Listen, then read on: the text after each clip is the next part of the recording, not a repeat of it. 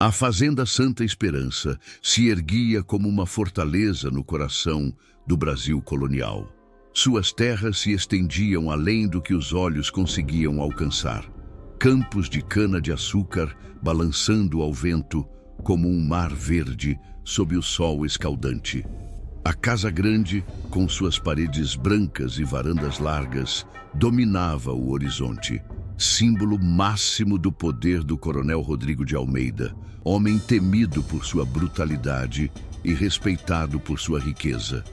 Mas naquele ano de 1683, algo mudou. Um rumor começou a circular entre os escravos da senzala, sussurrado em cantos escuros, compartilhado em olhares furtivos durante o trabalho no canavial.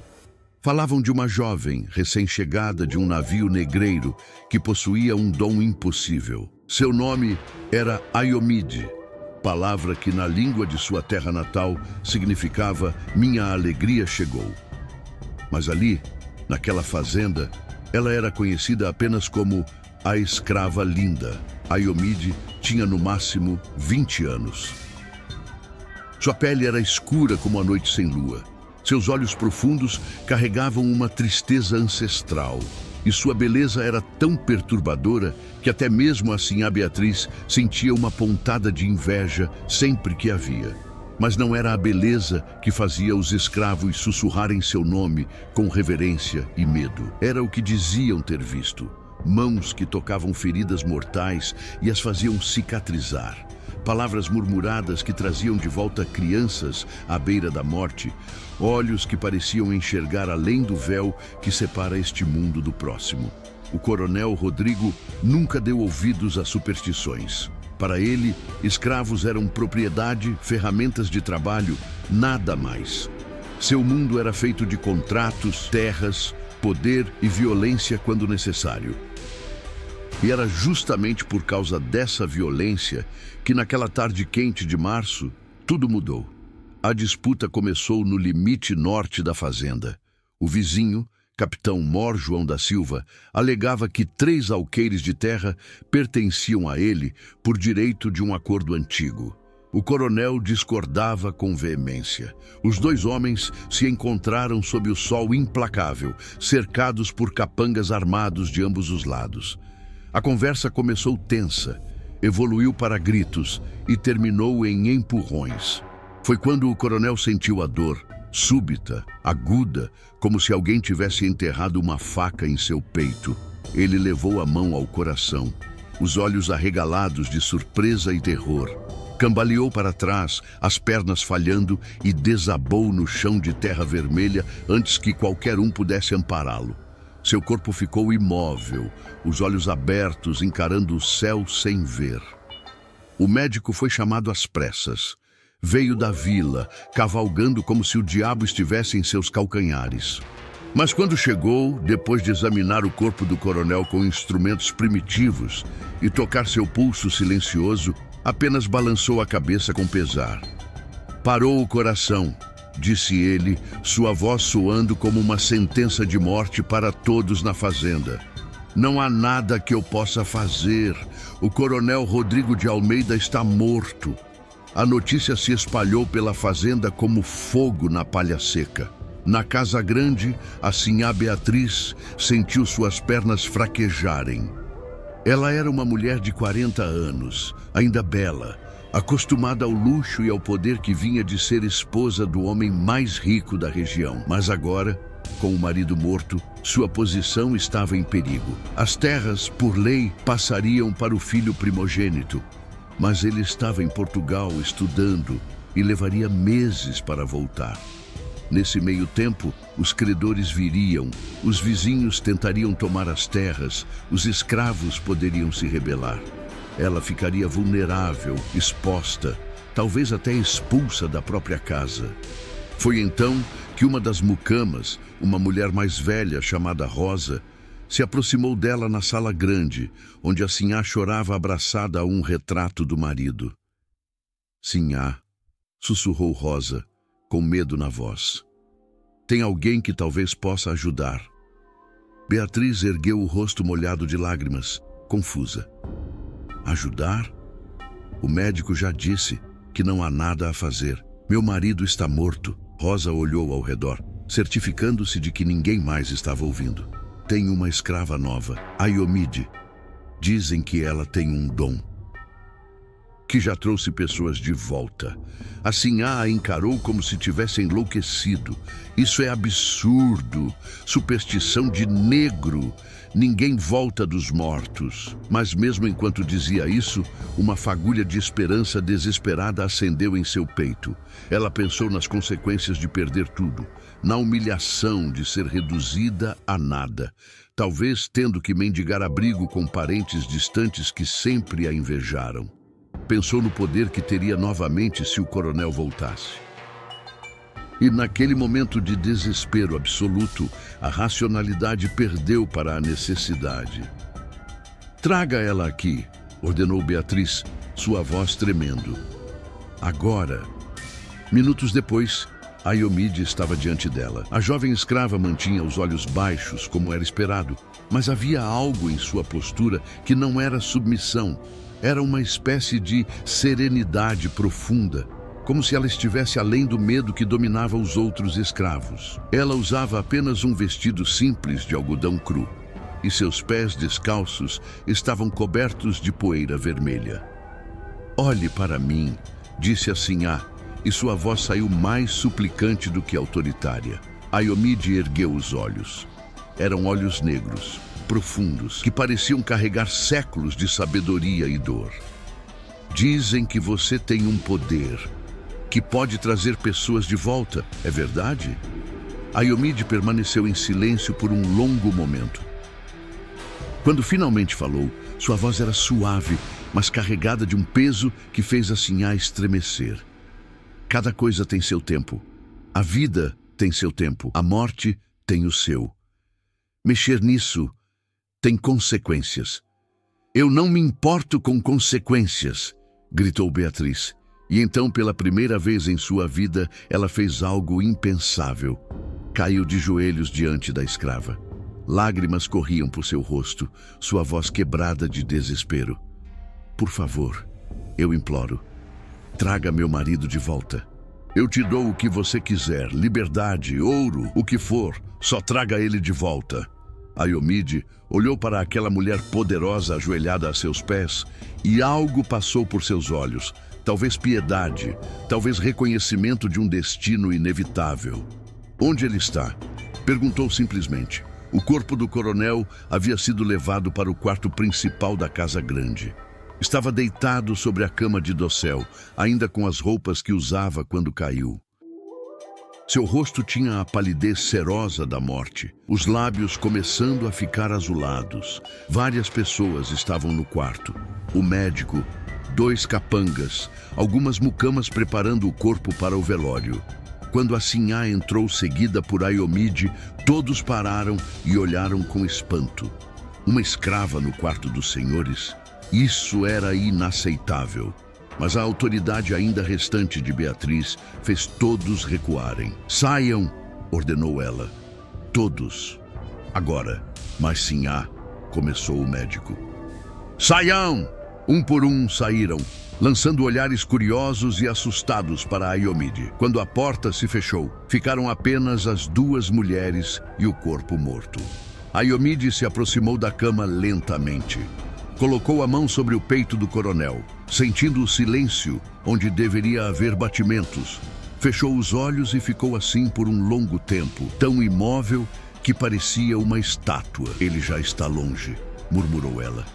Já começou a atravessar, mas ainda posso alcançá-lo. Ela começou a cantar. Era uma canção em uma língua que a Sinhá não conhecia.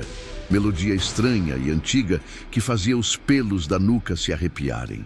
As palavras fluíam como água, subindo e descendo, e o ar no quarto pareceu ficar mais denso, carregado de algo invisível, mas palpável. Ayomide pressionou ambas as mãos sobre o peito do coronel. Sua voz aumentou, urgente agora, como se estivesse chamando alguém que se afastava. Suor começou a escorrer por seu rosto. Seu corpo inteiro tremia com o esforço de algo que a Sinhá não conseguia compreender. E então, aconteceu. O coronel Rodrigo de Almeida puxou ar de súbito, um som áspero e terrível, como alguém se afogando e emergindo da água.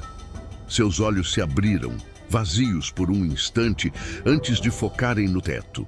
Seu peito subiu e desceu. Ele estava respirando. Assim a Beatriz soltou um grito, parte alegria, parte terror puro. Caiu de joelhos ao lado da cama, agarrando a mão do marido. Rodrigo, você voltou! Graças a Deus você voltou! Mas a Iomide cambaleou para trás, pálida, exausta. Ela se apoiou na parede, respirando com dificuldade, como se tivesse corrido uma grande distância. E seus olhos, quando olhou para o coronel agora vivo, estavam cheios de uma tristeza profunda, porque ela sabia o que a Sinhá ainda não sabia. Ela sabia que o preço ainda não havia sido pago. E ela sabia que o homem que voltou não era exatamente o mesmo homem que havia partido. Se você quer descobrir o que acontece a seguir, não esqueça de curtir e seguir o canal para não perder os próximos capítulos. 3 dias se passaram desde o impossível aconteceu. 3 dias desde que o coronel Rodrigo de Almeida voltou dos mortos. A notícia se espalhou pela fazenda como uma tempestade e com ela vieram o medo e a reverência. Os escravos olhavam para Iomide com uma mistura de adoração e terror, sussurrando que ela tinha o poder dos orixás, que era uma feiticeira, que carregava magia antiga em suas veias. Alguns faziam pequenas oferendas escondidas perto da senzala onde ela dormia. Flores, pedaços de pão, moedas roubadas. Mas a Iomide não aceitava nada disso. Ela continuava seu trabalho como antes, colhendo cana sob o sol escaldante, carregando água, moendo grãos. Falava pouco, mantinha os olhos baixos, mas havia uma tensão em seus ombros que não existia antes, como se estivesse esperando algo, como se soubesse que uma tempestade estava chegando. Na casa grande, assim a Beatriz vivia um êxtase quase delirante. Seu marido havia voltado. O impossível acontecera. Ela mandou celebrar missas de agradecimento, distribuiu esmolas na vila e tratava a Iomide com uma gentileza estranha. Não exatamente como igual, pois isso seria impensável, mas com uma deferência cautelosa, como se temesse ofender alguém que tinha tanto poder. Ela havia prometido liberdade a Iomide, ouro, o que ela quisesse. Mas quando tentou conversar sobre isso, a escrava apenas balançou a cabeça. Ainda não, Sinhá, disse ela, sua voz baixa. O preço ainda não foi pago. Quando for, então conversamos. Beatriz não entendeu, mas estava ocupada demais com a alegria do retorno do marido para se preocupar com palavras enigmáticas de uma escrava. Mas ela deveria ter se preocupado, porque o coronel que voltou não era o mesmo homem. Rodrigo acordou naquele primeiro dia confuso, desorientado. Não se lembrava de ter morrido, não se lembrava da escuridão. Dizia que havia sonhado, um sonho longo e estranho, onde caminhava por um lugar sem luz nem som, onde vozes o chamavam, mas ele não conseguia encontrá-las. Quando acordou e viu a esposa chorando sobre ele, achou que tinha apenas desmaiado. Mas nos dias seguintes, mudanças começaram a aparecer. Primeiro, foram as dores de cabeça. Rodrigo se queixava de uma pressão constante atrás dos olhos, como se algo estivesse tentando sair de dentro do seu crânio. O médico foi chamado novamente, examinou o coronel e não encontrou nada de errado. Prescreveu repouso e chás de ervas. Depois vieram os pesadelos. Rodrigo acordava no meio da noite gritando, coberto de suor, falando de coisas que não faziam sentido. Dizia que via rostos na escuridão, que ouvia vozes pedindo ajuda, que sentia mãos frias o puxando para baixo. Beatriz o acalmava. Dizia que eram apenas sonhos, efeitos do susto que teve. Mas no fundo, ela começava a sentir um frio na espinha. Então começaram as mudanças no comportamento. O coronel Rodrigo sempre foi um homem duro, violento quando necessário, mas previsível. Seus capangas sabiam o que esperar dele. Os escravos conheciam seus humores, mas agora ele se tornara errático. podia estar calmo em um momento e explodir em fúria no próximo, sem razão aparente. Suas ordens eram contraditórias. Ele esquecia conversas que havia tido horas antes. Olhava para as pessoas como se não as reconhecesse, mesmo sendo rostos que via há anos. Mas o mais perturbador eram seus olhos. Às vezes, quando ninguém achava que ele estava olhando, seus olhos ficavam vazios, distantes, como se ele estivesse vendo algo muito longe. E outras vezes, havia algo neles que não parecia humano. Uma profundidade estranha, como se outra coisa estivesse olhando através deles. Foi na quinta noite após seu retorno que algo terrível aconteceu. Um dos capangas, um homem chamado João Grande, conhecido por sua lealdade ao coronel, estava de guarda na varanda da Casa Grande. Era uma noite quente e sem lua, apenas as estrelas fornecendo luz escassa. Ele ouviu passos e se virou para ver o coronel saindo da casa, vestindo apenas calças e uma camisa aberta. "Boa noite, coronel", disse João Grande, respeitoso. "Tudo bem, senhor? Posso trazer algo?" O coronel parou e olhou para ele. Mas era aquele olhar estranho, aquele olhar vazio. "Você me ouve?" perguntou o coronel, e sua voz tinha uma qualidade estranha, como se houvesse um eco nela. "Senhor, claro que ouço." "Eles não param de falar", continuou Rodrigo, e agora sua voz tremia. "Todos os dias, todas as noites. Vozes, centenas delas, pedindo, implorando, gritando. Você não ouve?" João Grande sentiu um arrepio percorrer sua espinha. "Não, senhor, não ouço nada." O coronel se aproximou e João Grande pode ver suor escorrendo pelo rosto dele, pode ver como suas mãos tremiam. "Eles querem voltar", sussurrou Rodrigo. "Como eu voltei. Eles querem voltar também. Mas eu não deixei a porta aberta só para mim, João. Eu trouxe algo comigo, algo que não deveria estar aqui."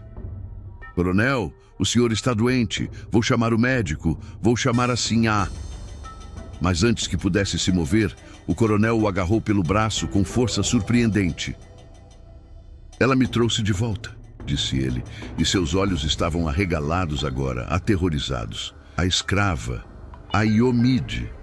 Ela abriu um caminho que deveria permanecer fechado. E agora eu sinto eles, todos os mortos desta terra. Os que foram enterrados sem ritos, os que morreram com raiva no coração, os escravos que trabalharam até cair.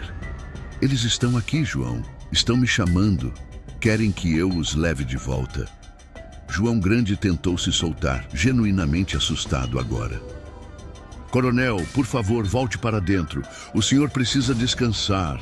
Mas Rodrigo o soltou abruptamente e começou a caminhar em direção às senzalas. João Grande o seguiu, preocupado, mantendo distância. Viu quando o coronel parou em frente à porta de uma das senzalas e bateu. A Iomide saiu. Ela não parecia surpresa de vê-lo ali.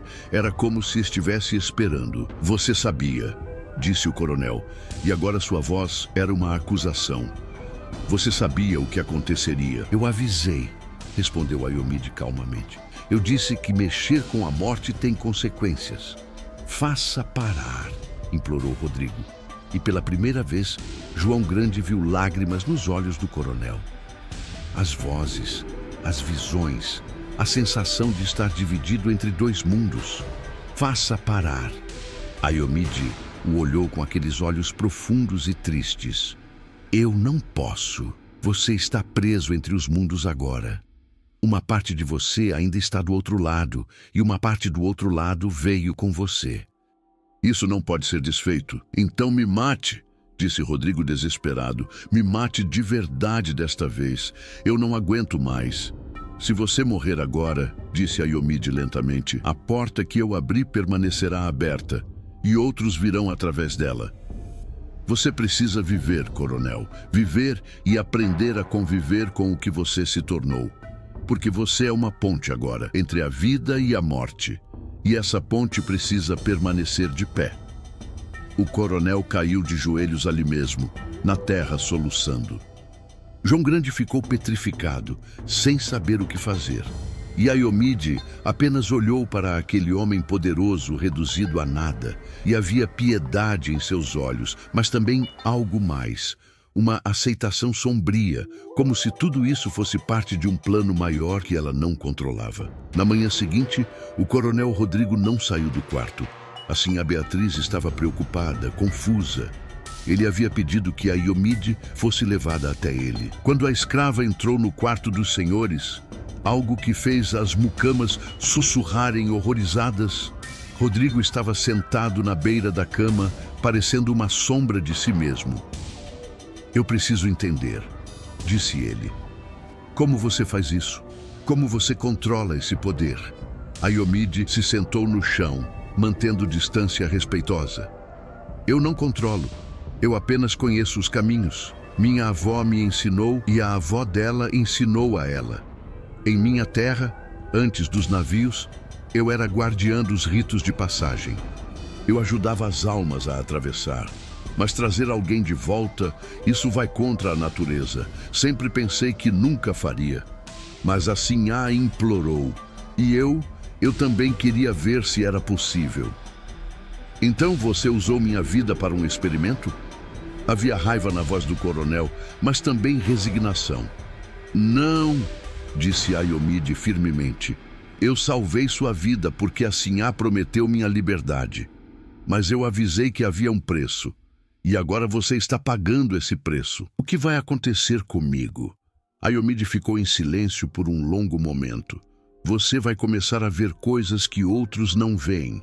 Vai ouvir coisas que outros não ouvem. Os mortos vão reconhecer você como um dos seus. E eles vão vir até você, pedindo ajuda, pedindo vingança, pedindo paz. Você é uma ponte agora, coronel. E pontes são atravessadas." Rodrigo fechou os olhos, processando tudo isso.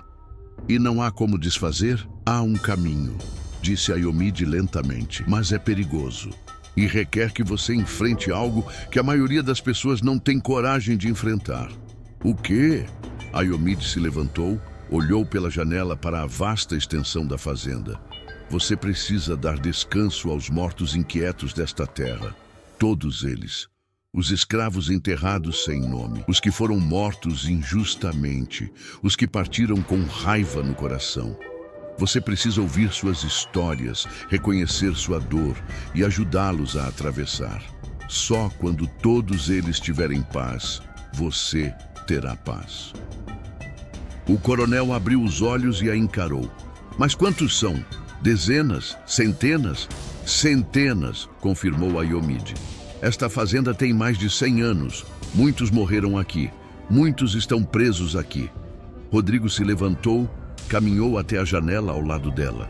Olhou para suas terras, para o canavial balançando ao vento, para as senzalas ao longe. E pela primeira vez desde que voltou, sentiu algo além de medo e confusão.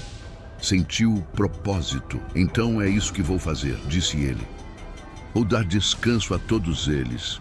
Não importa quanto tempo leve." Aiomide o olhou com algo que poderia ser respeito. "Isso vai mudar você, coronel. Ouvir as histórias deles, sentir sua dor, vai mudar quem você é." Rodrigo assentiu lentamente. "Talvez eu precise mudar." E naquele momento, na luz dourada da manhã entrando pela janela, um acordo silencioso foi feito. Uma jornada impossível começaria. E nenhum deles sabia ainda o quão profundamente isso transformaria não apenas o coronel, mas toda a fazenda Santa Esperança. Se essa história está te prendendo, já deixe seu like e acompanhe o canal para não perder nada dessa aventura. 2 semanas se passaram desde que o coronel Rodrigo decidiu trilhar o caminho impossível de dar paz aos mortos de sua fazenda. 2 semanas de transformações sutis mais profundas que faziam todos ao seu redor sussurrarem preocupados nos cantos. A primeira mudança foi na rotina. O coronel, que sempre acordava ao amanhecer para supervisionar o trabalho, agora passava as noites em vigília. Aiomide o instruíra. Os mortos falam mais claramente quando o sol se põe, quando o véu entre os mundos fica mais fino. Então Rodrigo começou a caminhar pela fazenda nas horas escuras, sozinho, visitando lugares que antes nunca lhe chamaram atenção. O cemitério velho, abandonado atrás da capela, onde cruzes de madeira apodrecida marcavam covas rasas. À margem do rio, onde diziam que um feitor cruel havia se afogado anos atrás em circunstâncias misteriosas. A casa do engenho, onde o calor e o trabalho exaustivo haviam matado tantos. E sempre, sempre as senzalas. As pessoas começaram a vê-lo parado em lugares estranhos no meio da noite, imóvel, como se estivesse ouvindo algo que ninguém mais podia ouvir.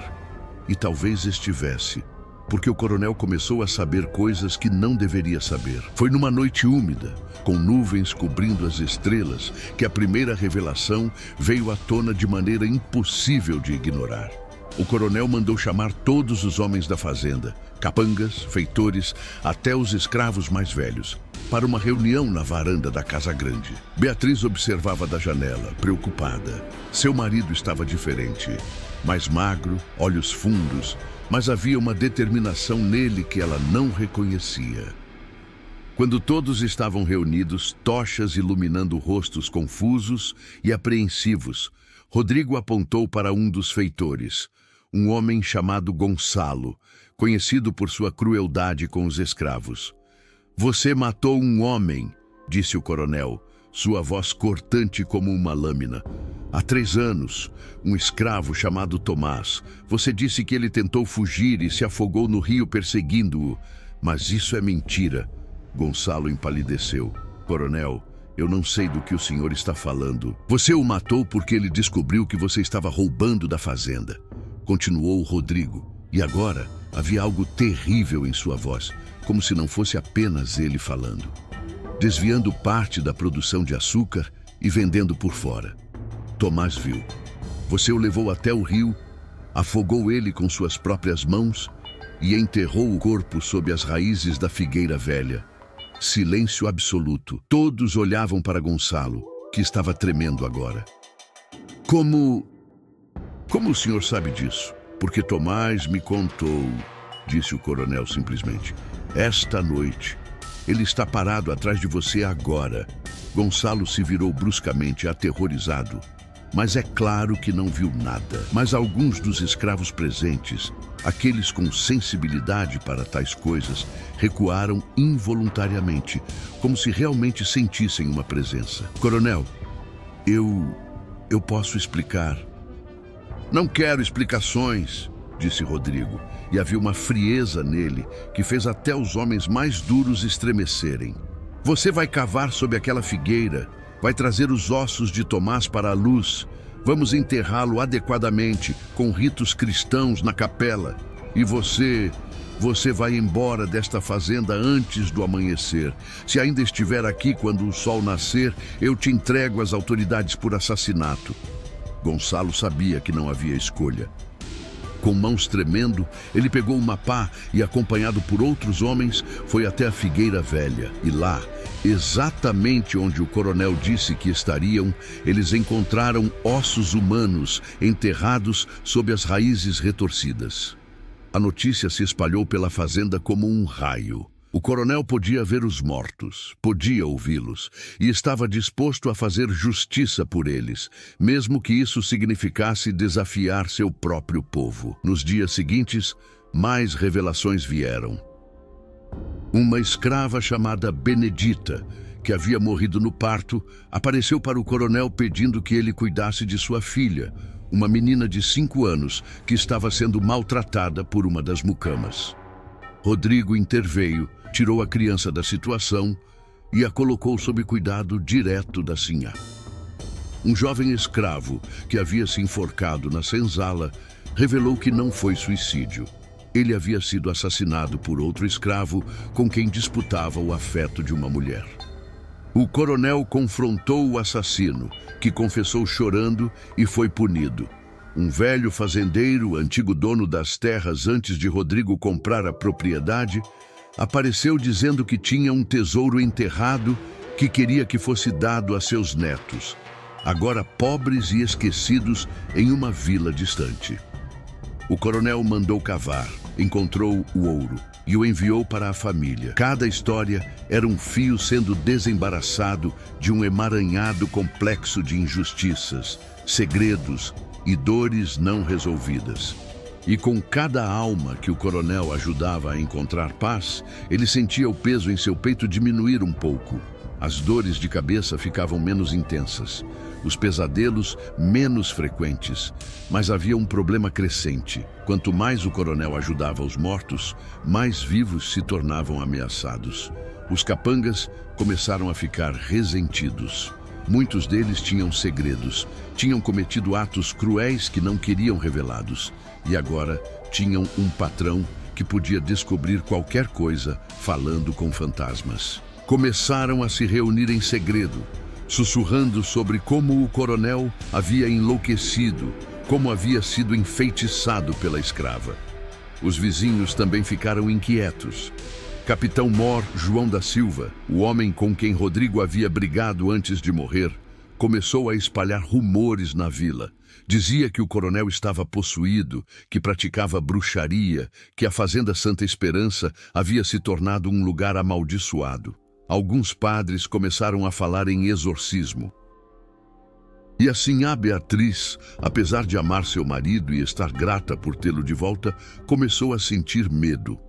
O homem ao seu lado não era mais o homem com quem havia se casado. Ele falava com o ar, tinha conversas com pessoas que ela não podia ver, revelava segredos que deveriam permanecer enterrados. Ela começou a se perguntar se não teria sido melhor deixá-lo morto.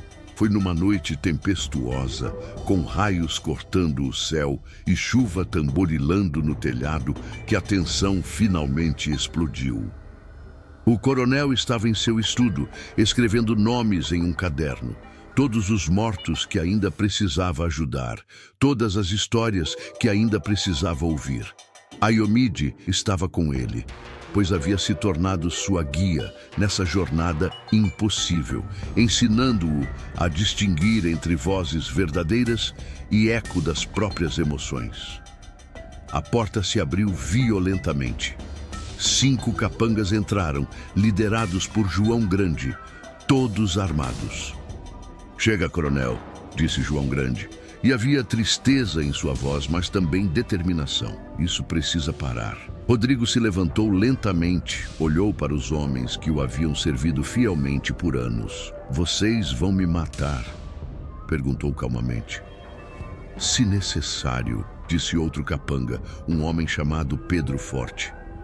"Você está destruindo esta fazenda, está destruindo a si mesmo e está trazendo vergonha para todos nós." "Eu estou fazendo o que é certo", disse Rodrigo. "Estou dando paz aos mortos, estou corrigindo injustiças. Você está revelando segredos que deveriam permanecer enterrados", gritou Pedro. "Você está virando os escravos contra nós, está fazendo nossa própria gente nos temer." "Bom", disse Rodrigo, e havia aço em sua voz agora. "Talvez vocês devessem ser temidos. Talvez vocês devessem ser responsabilizados pelo que fizeram." Pedro levantou a pistola, apontando para o coronel. Foi quando Aiomide se levantou, colocando-se entre a arma e Rodrigo. "Se vocês o matarem", disse ela, sua voz ressoando estranhamente no ar, "a porta que eu abri não se fechará. Ela se escancarará e todos os mortos desta terra virão através dela. Vocês acham que tem problemas agora?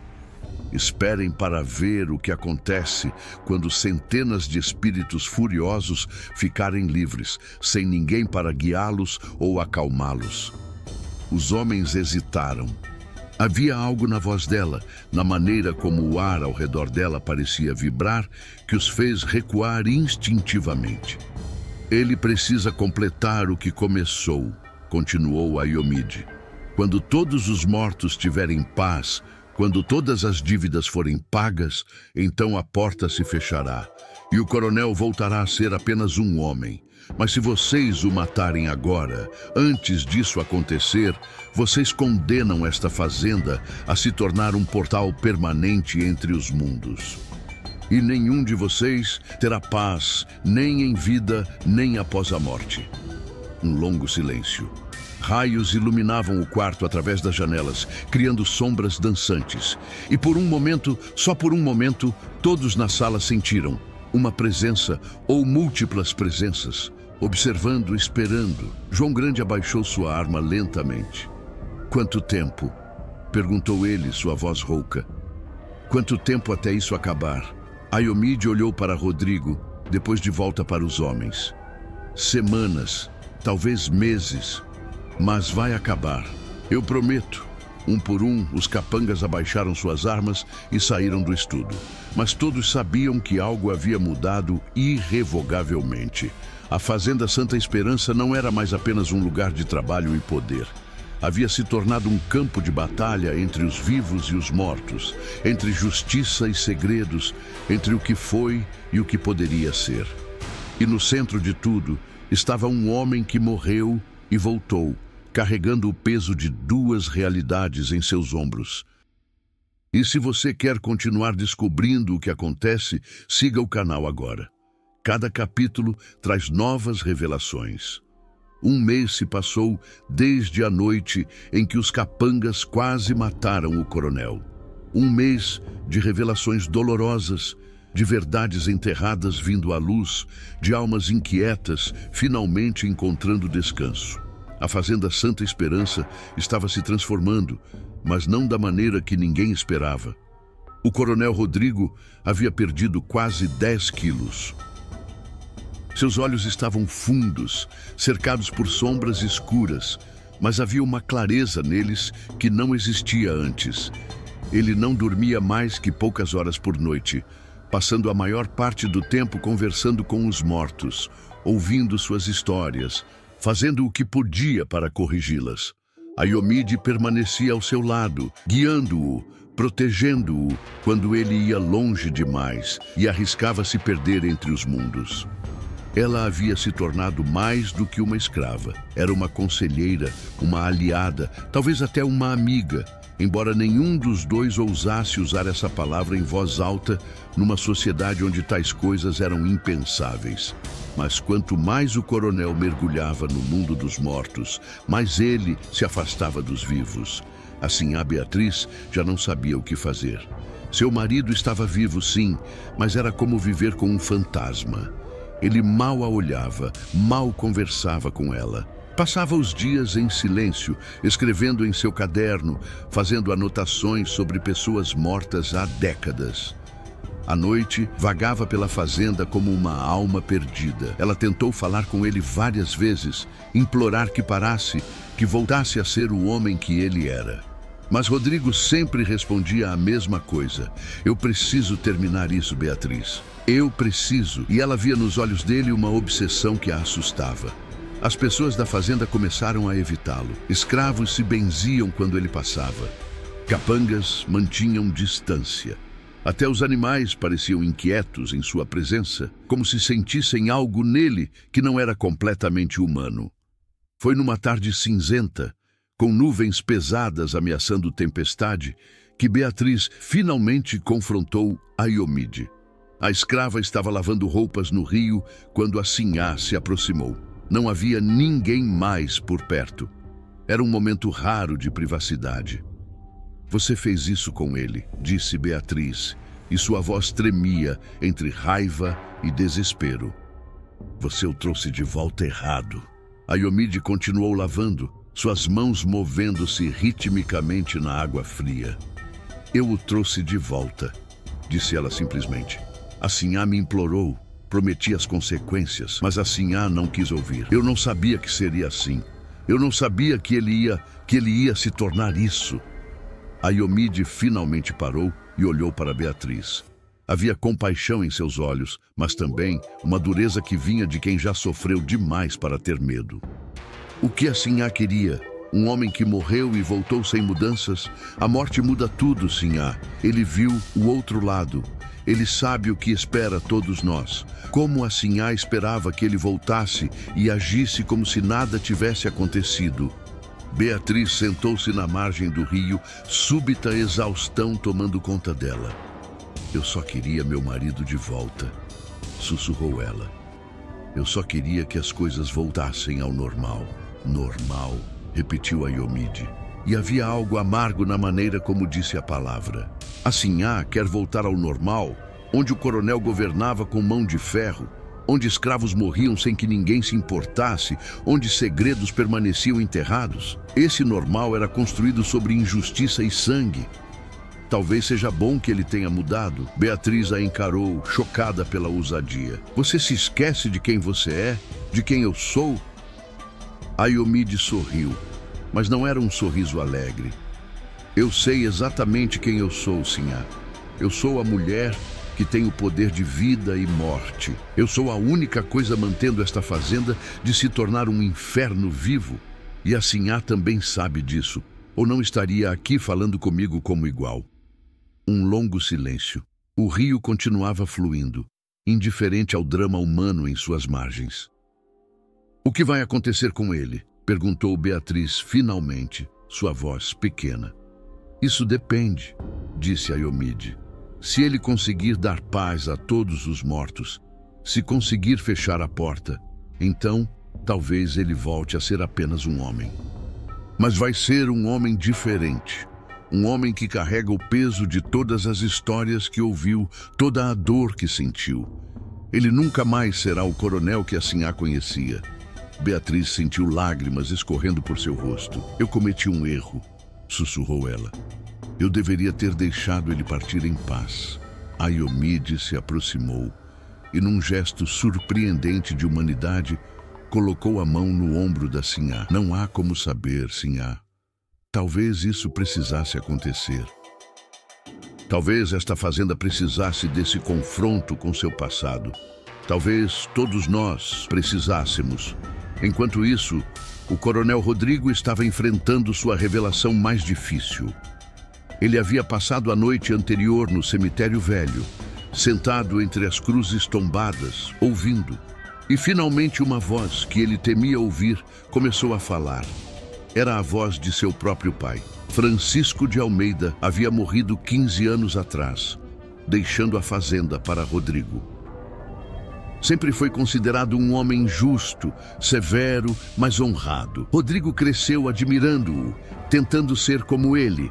Mas agora, sentado ali no escuro, Rodrigo ouviu a verdade.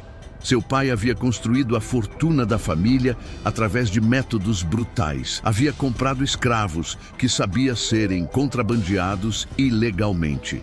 Havia queimado as plantações de um vizinho que se recusou a vender suas terras. Havia mandado assassinar um homem que ameaçava expor seus negócios sujos. E havia morrido com todo esse peso na consciência, nunca se permitindo expressar remorso, carregando tudo em silêncio até o túmulo. E agora, essa alma pesada estava implorando a Rodrigo para corrigir seus erros. Eu construí tudo isso com sangue, dizia a voz de Francisco, e havia uma dor nela que fez Rodrigo chorar. Eu achei que estava fazendo o certo, garantindo o futuro da família, mas eu só criei mais sofrimento. Filho, você precisa desfazer isso. Você precisa fazer melhor do que eu fiz. Rodrigo ficou ali até o amanhecer, conversando com o espírito de seu pai, ouvindo confissões que quebravam a imagem que ele tinha do homem. E quando o sol nasceu, ele sabia o que tinha que fazer. Mas isso significaria destruir tudo pelo que sua família havia trabalhado. Ele reuniu todos na Casa Grande 3 dias depois. Não apenas os capangas e feitores, mas também representantes dos escravos, as pessoas importantes da vila, até mesmo o padre da capela local. Era uma congregação impossível, pessoas que normalmente nunca estariam no mesmo espaço. O coronel estava no alto da escadaria da varanda, magro e pálido, mas com uma determinação férrea nos olhos. Ayomide estava atrás dele, silenciosa, observadora. Eu tenho algo a dizer, começou Rodrigo, sua voz carregando na brisa da tarde. Algo que vai mudar esta fazenda para sempre. Todos esperaram em silêncio tenso. Meu pai construiu esta propriedade através de meios ilícitos, disse ele, e ouviu-se um murmúrio chocado na multidão. Ele roubou terras, matou pessoas, contrabandeou escravos ilegalmente. Eu descobri tudo isso conversando com aqueles que partiram. Eu não posso continuar vivendo dessa riqueza manchada de sangue. Beatriz, que estava ao lado dele, ficou pálida. Rodrigo, o que você está dizendo? Mas ele continuou, inflexível.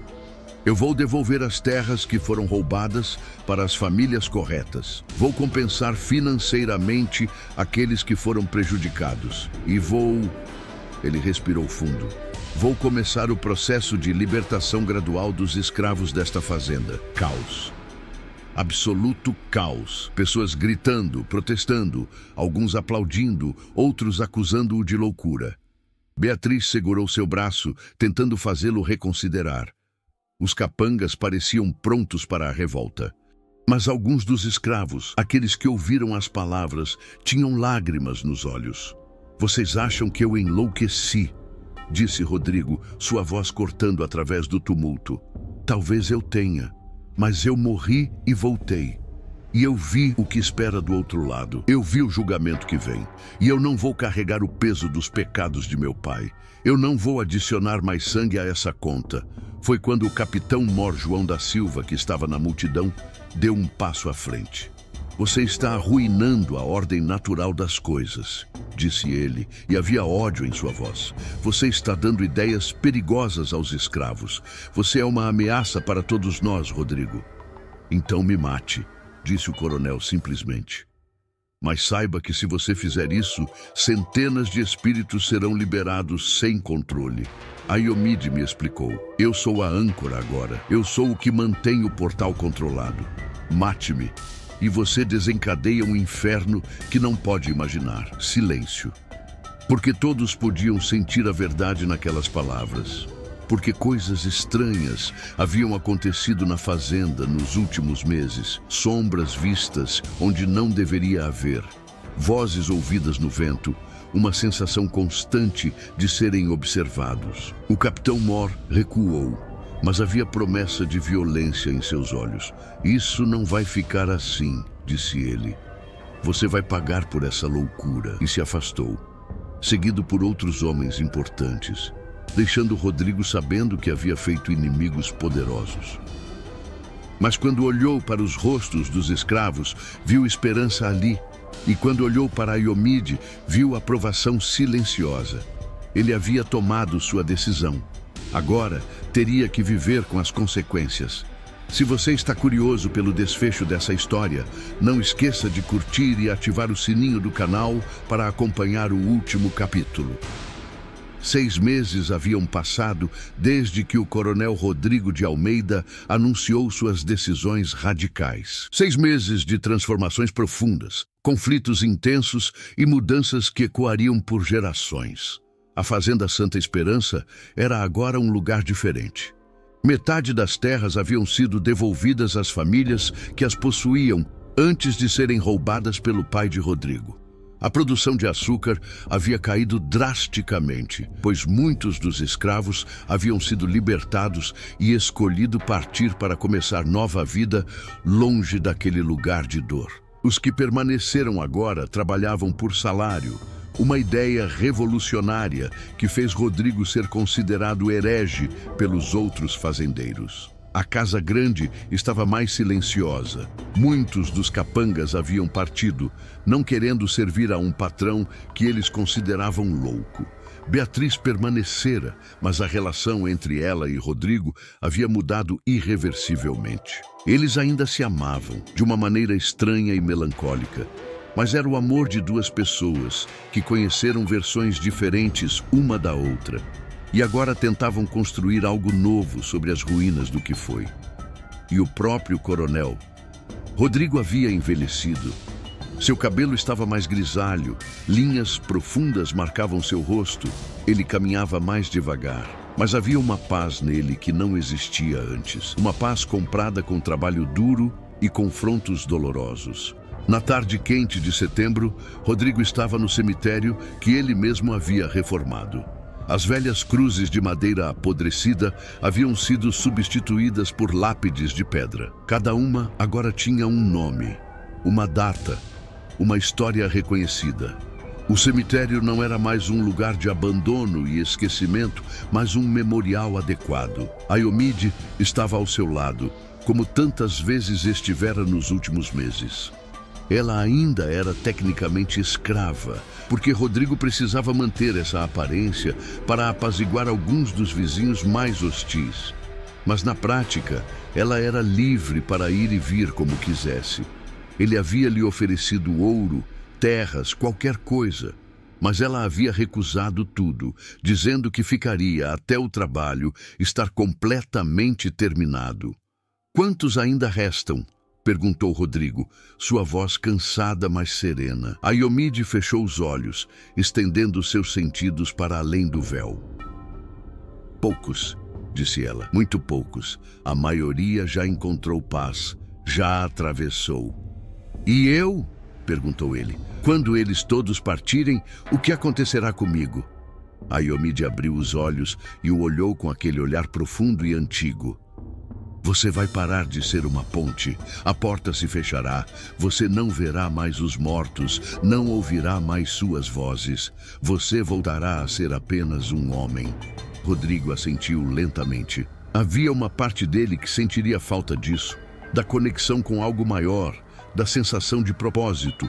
Mas havia também um cansaço profundo, um desejo de apenas descansar. "Eu estou pronto", disse ele simplesmente. A última alma veio a ele numa noite clara, sob um céu cheio de estrelas. Era uma criança, uma menina de talvez 6 anos que havia morrido de febre décadas atrás. Ela estava assustada, confusa sobre por que estava sozinha há tanto tempo. Rodrigo se ajoelhou diante dela, ou do que ele percebia como ela, e falou com gentileza. "Você não precisa mais ter medo", disse ele. "Sua mãe está esperando do outro lado. Ela nunca parou de te amar. É hora de ir até ela." A criança hesitou, olhando ao redor para a fazenda que havia assombrado por tanto tempo. "Vai doer?" perguntou ela com voz pequena. "Não", disse Rodrigo, sorrindo através das lágrimas que escorriam por seu rosto. "Vai ser como acordar de um sonho ruim. Então você vai estar em casa." Ele sentiu quando ela partiu. Foi como uma brisa suave, uma sensação de leveza, e com ela, a última presença inquieta deixou a fazenda Santa Esperança. Rodrigo caiu de joelhos, exausto, mas aliviado. Aiomide estava ao seu lado imediatamente, segurando-o antes que ele desabasse completamente. "Acabou", disse ela, e havia alegria em sua voz. "Você fez. Você deu paz a todos eles." Rodrigo sentiu algo mudando dentro dele. A pressão constante atrás de seus olhos desapareceu. O peso no peito se foi, e quando olhou ao redor, tudo o que viu foi o mundo físico. Sem sombras adicionais, sem vozes sussurrando, sem a sensação de estar dividido entre 2 planos de existência. Ele era apenas um homem novamente. Os meses seguintes trouxeram mais mudanças. Com o portal fechado e os mortos em paz, as coisas estranhas que aconteciam na fazenda cessaram. Os animais pararam de agir de maneira estranha. As pessoas pararam de ver sombras. A sensação opressiva que pesava sobre o lugar se dissipou. Isso não significou que tudo ficou fácil. Os vizinhos ainda olhavam para Rodrigo com desconfiança e desprezo. O capitão Mor João da Silva tentou várias vezes causar problemas, espalhando rumores, tentando incitar as autoridades contra ele. Mas Rodrigo havia ganhado aliados inesperados, aqueles a quem ele havia ajudado, aqueles cujas terras foram devolvidas, aqueles cujos entes queridos finalmente receberam paz. A fazenda Santa Esperança tornou-se menor, mas mais próspera. Com trabalhadores pagos que escolhiam estar ali, a produção era menor, mas de maior qualidade. Rodrigo começou a diversificar, plantando café além de cana, criando gado, desenvolvendo pequenas manufaturas. Era um modelo novo, um experimento que muitos achavam que falharia, mas estava funcionando. 2 anos após sua ressurreição, Rodrigo estava sentado na varanda da casa grande numa tarde tranquila. Beatriz estava ao seu lado, costurando. Eles haviam encontrado um novo equilíbrio em seu casamento. Não era o que era antes, mas era algo mais profundo, construído sobre verdade e aceitação mútua. Aiomide estava partindo, finalmente. Ela havia ficado para garantir que tudo estava estável, que o portal estava verdadeiramente fechado, que não haveria mais problemas. Mas agora estava pronta para seguir seu próprio caminho. Rodrigo lhe dera documentos de alforria oficiais, uma quantia generosa de ouro e uma carta de recomendação para qualquer lugar que ela quisesse ir. Ela havia decidido viajar para o norte, onde havia outras comunidades de africanos libertos, onde talvez pudesse encontrar uma nova vida. Eu nunca poderei agradecer o suficiente, disse Rodrigo, quando ela veio se despedir. Você me salvou, de mais maneiras do que posso contar. Ayomide sorriu, e era um sorriso verdadeiro desta vez, não tocado por tristeza ou amargura. Nós salvamos um ao outro, coronel. Você me mostrou que até mesmo aqueles nascidos em privilégio podem mudar. E eu te mostrei que há mais entre o céu e a terra do que você imaginava. Ela se virou para partir, mas Rodrigo a chamou.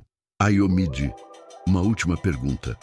Por que você realmente aceitou me trazer de volta? Você disse que prometeu sua liberdade, mas eu sinto que havia mais. Ela parou, pensou por um longo momento. Porque eu queria ver se era possível, disse ela honestamente, mudar o coração de um homem que causou tanto sofrimento, transformar alguém que estava morto por dentro, mesmo antes de morrer fisicamente.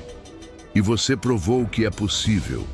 Isso me deu esperança para todos nós. E com essas palavras, ela partiu, caminhando pela estrada que levava para longe da fazenda, carregando apenas uma pequena trouxa de pertences, mas livre de maneiras que iam muito além de documentos legais. Anos mais tarde, quando Rodrigo de Almeida finalmente morreu, desta vez naturalmente de velhice, cercado por sua esposa e pelos filhos que havia ajudado a criar com mais bondade do que fora criado, diziam que ele partiu em paz, sem medo, sem arrependimentos, sabendo que havia feito o que podia para corrigir os erros do passado. A Fazenda Santa Esperança continuou, passando para seus filhos, que mantiveram suas reformas. Eventualmente, quando a escravidão foi abolida no Brasil décadas depois, aquela fazenda já estava décadas à frente, um modelo do que poderia ser possível. E em noites claras, quando o vento soprava através dos canaviais, algumas pessoas diziam que podiam ouvir vozes cantando, não em lamento, mas em celebração. Os mortos que haviam encontrado paz através do homem que voltou da morte, não para assombrar os vivos, mas para libertá-los. O legado de Rodrigo de Almeida não foi a riqueza que herdou, nem as terras que possuiu. Foi a transformação que escolheu fazer, o preço que pagou por trazer justiça aos esquecidos e a prova viva de que mesmo alguém que tocou a morte e voltou pode escolher usar sua segunda chance para criar vida. Ayomide nunca mais foi vista naquela região, mas histórias surgiram ao longo dos anos, de uma mulher com dons extraordinários que ajudava comunidades, que curava os doentes, que mediava entre os vivos e os mortos. Algumas pessoas diziam que ela havia se tornado uma lenda. Outras, que se tornara um espírito ela mesma. Mas aqueles que realmente a conheceram sabiam a verdade. Ela era apenas uma mulher que carregava conhecimento antigo, que havia usado seu poder não para vingança, mas para a cura. E que havia provado que, às vezes, trazer alguém de volta dos mortos não é sobre restaurar o que foi, mas sobre criar algo inteiramente novo. A história do homem que morreu e voltou tornou-se lenda na região. Alguns diziam que era verdade, outros que era apenas superstição. Mas todos concordavam que algo havia mudado naquela fazenda, naquele tempo. Uma ferida havia sido curada, uma dívida havia sido paga, um ciclo havia sido quebrado. E talvez no final, isso seja o que realmente significa ressurreição. Não apenas voltar à vida, mas transformar a vida que você tem em algo que vale a pena viver. Se essa história te emocionou, deixe seu like e siga o canal para mais histórias incríveis do interior, mistérios e segredos escondidos que só aqui você encontra.